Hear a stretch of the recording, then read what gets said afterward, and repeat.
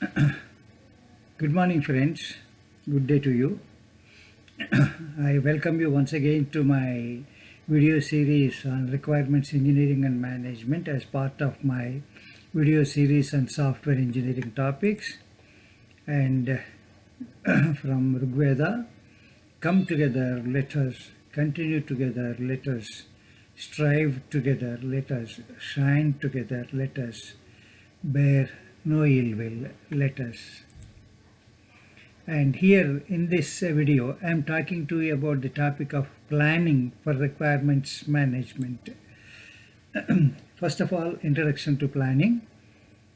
There are two quotes which I like very much, and they explain the importance of planning like no other text can. And that is first by Abraham Lincoln, who said, "If I am given 6 hours to fell a tree, I will spend the first 4 on sharpening the axe. The sharper the axe, quicker the lighter the work and quicker the felling of the tree." And the second quote is by Peter Drucker. I have seen it being attributed to Peter Drucker. Could be different. Nobody plans to fail, but they just fail to plan. This also is very important. Most people think they are planning, but they do not plan. And the third, this is my own. Planning may not prevent failure. I have seen well-planned projects failing. But it certainly increases the chances of success and reduces the risk of failure in any human endeavor. It's not just only software projects. In any endeavor, the chances of success increase and the risk of failure diminishes. And there is a definition. I'm using this definition for quite some time. This is I defined it. I developed this. Planning is defined as the intelligent estimate of resources required to accomplish a predefined endeavor successfully at a future date within a defined environment. Defined environment is also very important. Estimate is not actuals. There is no accurate estimate. It is a oxymoron. A credible estimate. Credible. You have followed certain norms, and it is the norms are established based on certain study, and you use those norms and estimate to the best of your capacity, and that is a credible estimate. So actuals will differ from the estimate. Resources are mainly the time resource and the manpower resource or human power resource, and the material resources if used, equipment resources, money, monetary resources, all these are resources. And the endeavor has to be executed not today or yesterday, but at some future date. If we are beginning tomorrow, there is no point in planning unless it is a short endeavor. If it is a large endeavor, long endeavor, you will have to plan sufficiently in advance. So the endeavor is in future date, not in present date or a past date. And the environment where we are executing is predefined. We have to know the environment where we are doing. Are we doing it in our facility, outside facility, or a client site? It will have an impact. If we plan to execute in our office, but execute in client office, the outcome will be different. The resources consumed will be different. Endeavor, it is a predefined endeavor. So it can be execution of a project, development of a software project, or construction of a building, or anything. Everything and anything is being executed as a project. The mass production has given way to batch production, and each batch is a project or each endeavor. Like that we are conducting now. When we are talking of requirements management, the first activity after the project is approved will be the requirements management, or we plan we plan for the eliciting, gathering, and establishing of requirements. And planning precedes requirements engineering activity. Planning is it has to be planned even all the engineering activities are planned. So planning precedes every engineering activity. In some cases, requirements have to be firmed up for project approval. In some cases, at least the user requirement specification has to be firmed up before we get the project even approved. Unless the requirements are known, the management may not see the need for this project. So we will have to firm up even the user requirements document specifications. And planning is part of the project plans. Whatever we have planned must be included in the project plans. Study of available user requirements and then bridging the gaps. The user gives certain requirements they already have, otherwise we will not be embarking on a software development project. And whatever are available, study them and try to understand, uncover the gaps in the requirements, the gaps between what the user says and what the software project requires. And then plan for the needed elicitation, what further elicitation we need to do, and what for gathering of requirements we do, then for analysis of the gathered, elicited and existing requirements, and then establishing the requirements. These activities we will have to plan. And the most frequent question, or the most serious question that everybody asks is, should we document the plans or not? For small projects, we may not document the plans. Planning may not be essential, documentation may not be essential. But for larger projects, which run for a longer time, we better document them. And what are the advantages of documenting the plans? First, it allows us to think through the project and review our own plans. It allows us an opportunity. When we document it, we can run through that again after giving a little gap and see if there are any gaps in our own plan. Are there any weaknesses in our plan? We can bridge them. Second, if we document it, we can show to somebody else and get the second opinion to assess the efficacy of our plans, how well we planned. Will it be a success or a failure? Or what should we do to improve the chances of success?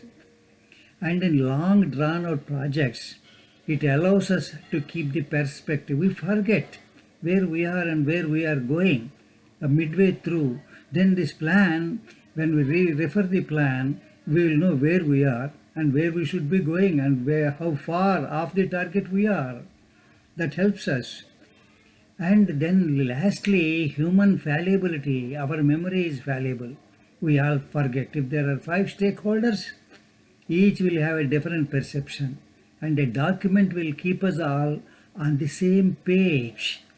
And that is why the document acts as a point of reference. And we can all agree on something.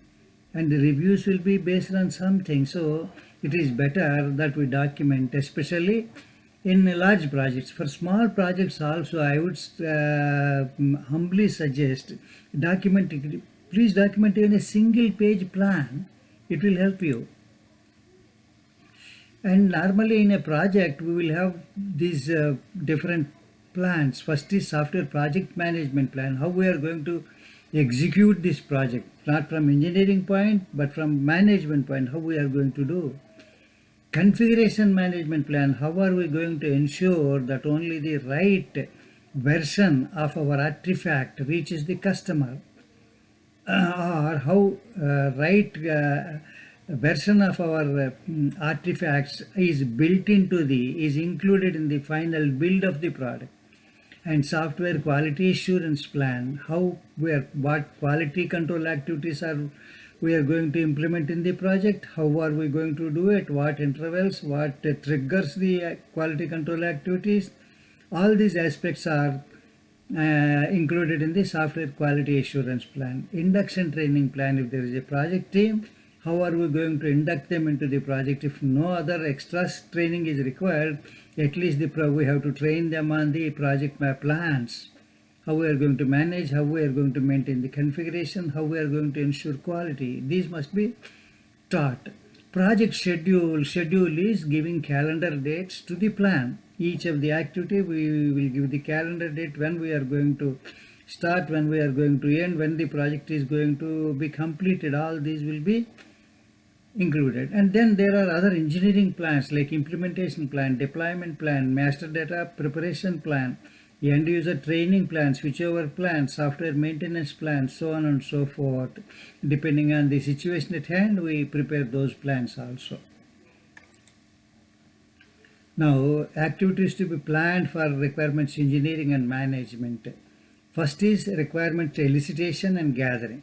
In this, what are we going to plan? Resources required, resources to elicit, and also the resources that can give out the requirements. These needs to be planned. Methodology, how are we going to do? Are we going to take a laptop? We are going to take a tape recorder or a video recorder, or how are we going to elicit the requirements or gather the requirements? Resources gathering also is included. So we'll have to see, identify the sources from where we need to gather the requirements, and standards and guidelines to be used in elicitation and gathering. Templates, formats, all these have to be planned. Project specific processes, so projects may spread over the globe. Then we may have to travel to various different places to compile the requirements. So there may be some specifics. We will have to plan for that also. And the project specific tools and techniques, the tools and techniques that we use in elicitation and gathering may be organization wide or project wide. Project specific, then what are the tools we are going to use? All these things have to be planned, and then all these are recorded in the software project management plan. And requirements analysis, how are we going to analyze the requests, eliminating the duplicates, combining the requirements, or conjoining the connected requirements.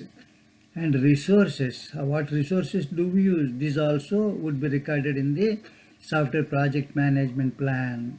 Requirements establishment, when are we going to establish the requirements? Timelines for preparation, for quality assurance of the prepared requirements, and then expert review if required, peer review, expert review, managerial review. All these activities have to be planned. And for establishment, what sort of formats and templates are being used by us, these also have to be planned.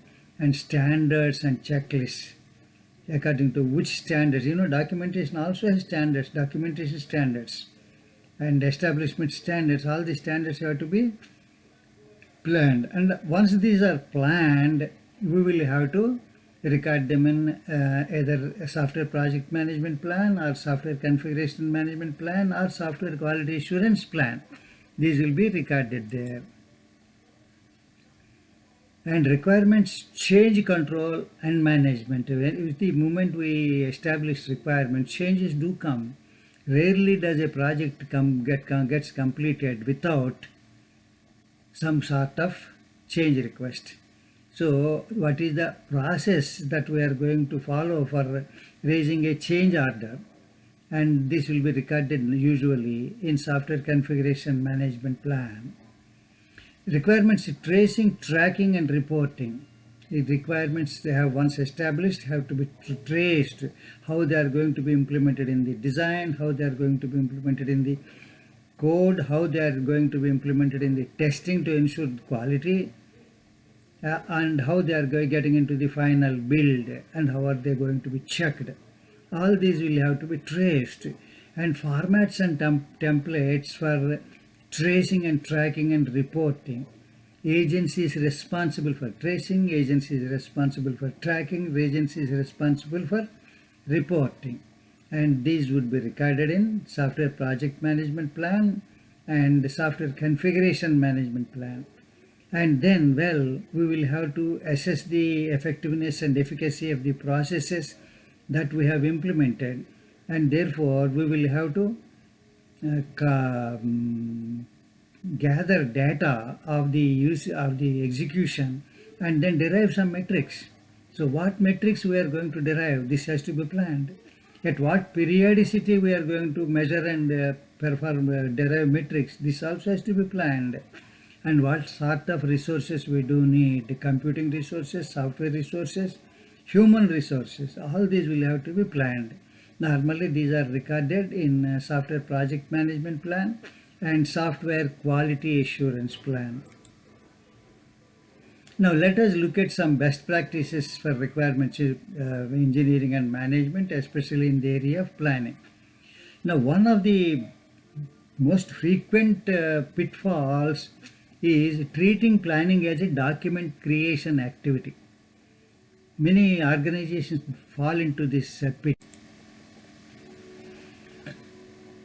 The organizations treat the planning activity as a creation of documents.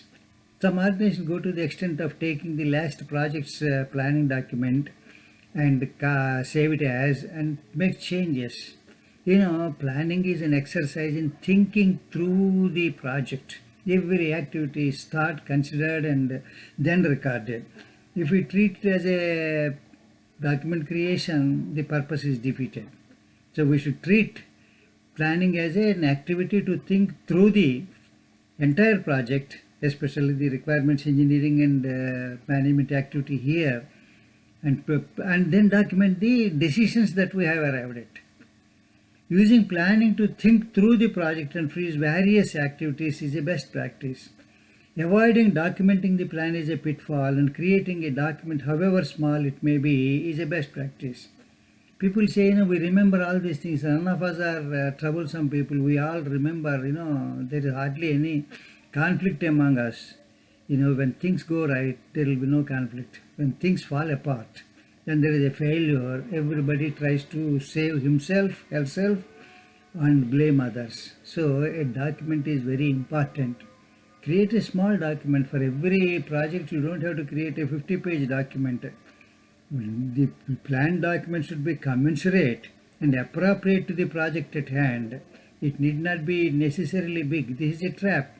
Making a very elaborate document. Make a simple document. And treating project schedule itself as the only project plan is a pitfall. I have enumerated 5-6 project plans, but many organizations just take one project schedule made with either Primavera or MS Project or some such other tool, and they say this is the project plan. See, project plans are not only made for tracking the dates. There are many other things. The project it avoids confusion. So therefore, project management plan, quality assurance plan, configuration management plan, induction training plan, all these will have to be planned. Schedule is also important, but schedule is not the only plan.